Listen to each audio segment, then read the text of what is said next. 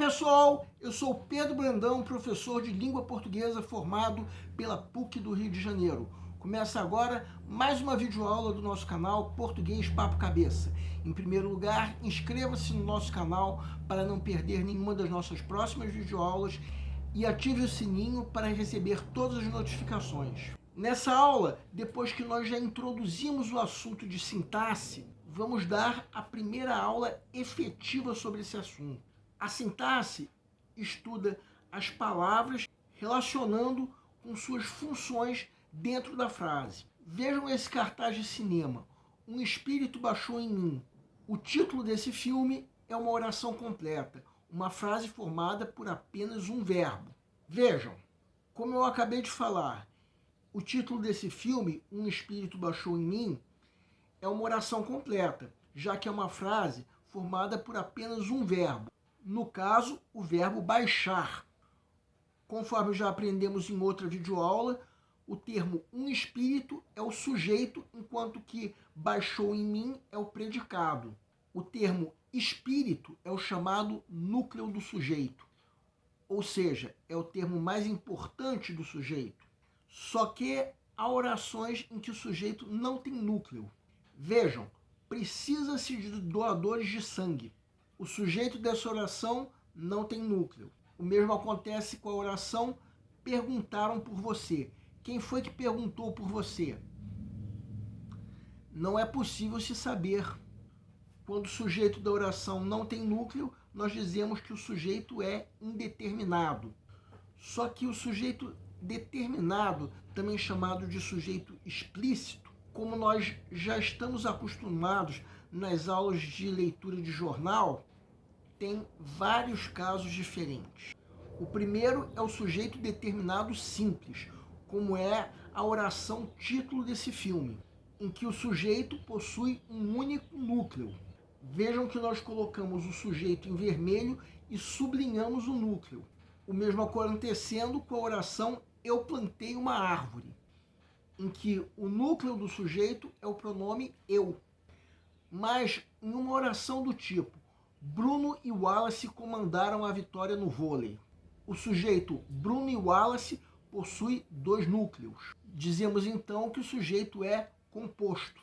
E naquela oração que nós já vimos, eu plantei uma árvore, poderíamos dizer simplesmente plantei uma árvore. Chamamos esse sujeito de desinencial ou oculto, porque embora ele não possua núcleo, nós podemos reconhecer que o sujeito é eu.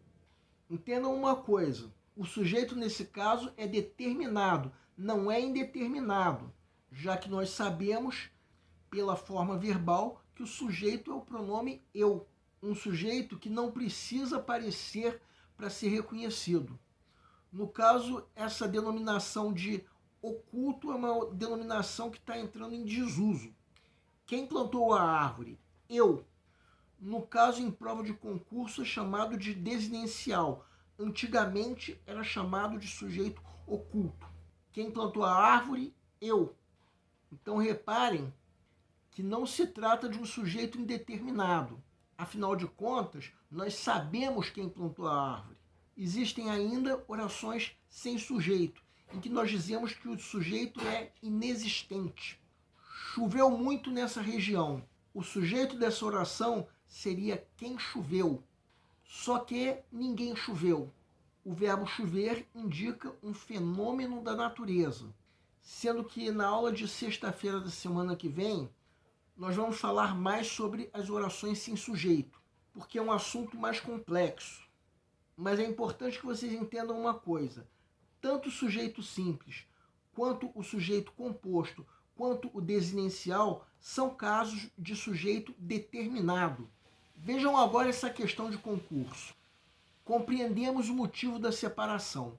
O sujeito é A desinencial, B indeterminado, C composto, D simples, E inexistente.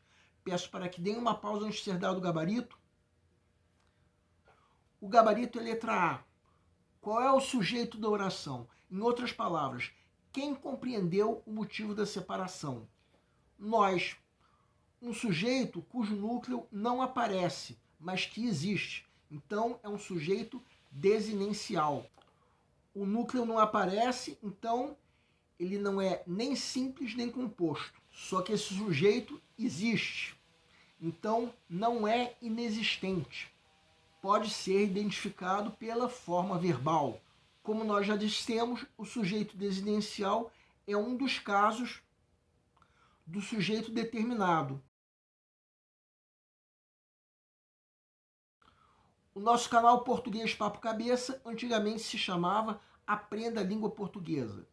Cada vez mais nós estaremos focados em vocês, que estão movendo a roda da história para que seja criado um futuro melhor para todos nós. Então, o nosso foco principal continua sendo os vestibulandos, que terão no nosso canal uma fonte importante de estudo de língua portuguesa, onde nós ensinaremos os recursos da nossa língua para que possam, em primeiro lugar, escrever de forma adequada, entre outros textos, a redação do vestibular. Em segundo lugar, para que possam interpretar textos de forma adequada, não apenas na prova de vestibular ou concurso, mas também na leitura de textos que ajudarão vocês a se manterem atualizados, já que na prova de vocês também são cobradas questões de atualidade. Cada vez mais nós teremos no nosso canal um Papo Cabeça. Ensinaremos nossa língua sim, mas de forma a estimular a inteligência que nasceu dentro de vocês e que precisa ser estimulada. E a nossa missão continua sendo melhorar cada vez mais. Então vocês podem usar tanto o nosso e-mail quanto a nossa fanpage do Facebook para fazerem qualquer comentário, elogio, crítica ou até reclamação sobre as nossas videoaulas. E vocês também podem usar tanto o nosso e-mail quanto a nossa fanpage para esclarecerem qualquer dúvida que vocês tenham sobre a matéria. E nós agradecemos a todos vocês que estão assistindo nossas videoaulas. Em especial, nós agradecemos a todos vocês que estão compartilhando nossas videoaulas com outras pessoas.